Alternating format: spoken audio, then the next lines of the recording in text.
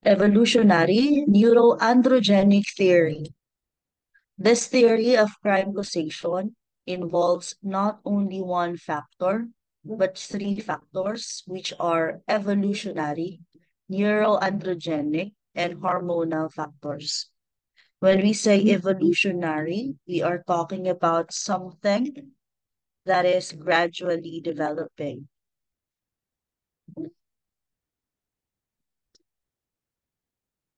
Neurological, because it believed that a behavior is caused by the activity of the brain, and hormonal, because we will be talking about the main sex hormones of a male, which is the testosterone.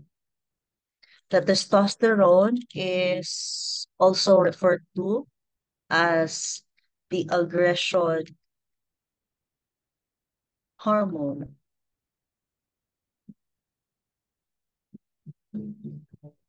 Females prefer males that appear to be more competent providers of resources, and so males exhibit increased competitive behavior than females to obtain access to those resources.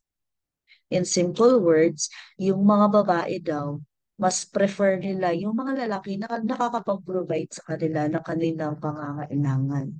Since um, as part of the survival, males have to attract females to find their mates. They have to be competitive to provide the resources that the female is needing. So gradually, merong genetic tendencies yung katawan ng mga lalaki na mag-produce ng high level of testosterones and androgens. These hormones will give them the competitiveness that they needed. Now, kapag masyadong competitive yung lalaki, minsan to the point na nakakapag-victimize na sila ng ibang tao. So, very competitive.